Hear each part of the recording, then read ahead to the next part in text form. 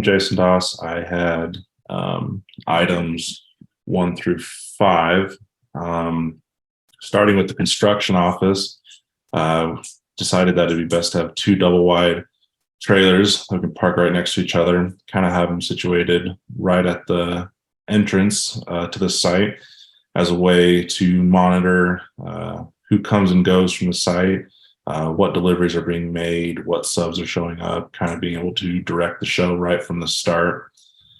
For items number 2 and 3, the crafts change facility, the lavatory, and the washroom facilities, decided to do kind of the same idea with a double wide trailer. Again, having them right there near the entrance is kind of like a waiting point, kind of like a home base kind of situation. And then for tool storage, just 2 semi-truck trailers that I've seen on multiple job sites before, having them kind of in a centralized position relative to the job site, somewhere where people aren't just going to be able to come in right off the road and be able to break into it and take whatever they want and walk off the job site with them, but more so not only for that reason, but in the middle of the site.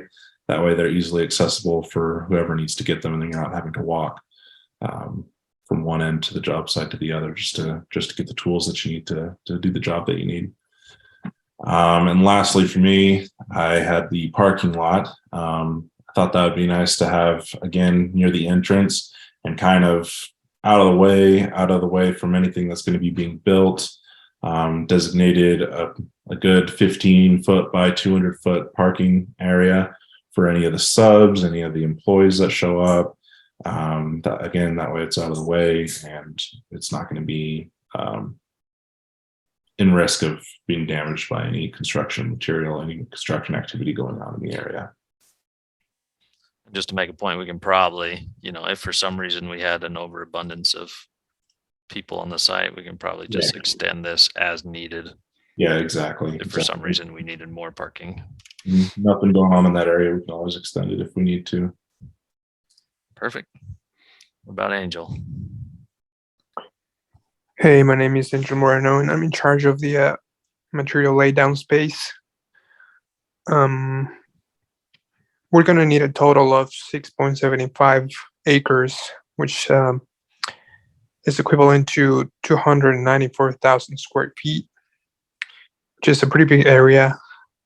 We decided to locate those where the dead cold storage and the active cold storage are. And we decided to use that space because it's an open space area, and it allows us to move these stacks of materials. It's also, the location is also close to where it's going to be installed, so that's what we decided to do it there. It's also not on the way of any other major construction is being built. So yeah, that's our area. Perfect. All right, Quinn. Okay, so I'm Quinn. First off, construction roads. The construction roads are already present on the site plan, but assuming that they're not there to begin with, they should probably be poured first for ease of access to the site. Security should be at the front entrance of the site to best be able to keep out people who shouldn't be there. It's unlikely that anyone would end up entering the site from the wooded area or across the farmer's field. So just a fence covering the main road that enters the site and a security hut nearby should be adequate for security reasons. The potable and wash water that is going to be also somewhat near the entrance to the site area. It should be in a place that isn't near the wooded area, or especially not near the river, to avoid any runoff coming off there and polluting the surrounding area. And then lastly for me, the waste removal. We're planning on, I should just need a few dumpster containers that will be kind of spaced out around the site, typically near the roads, so that whoever's supplying them can more easily be able to collect and replace them when any garbage needs to be removed from the site. All right, that's it for my list. Perfect. Jacob? I'm Jacob. I was in charge of 11 through 15.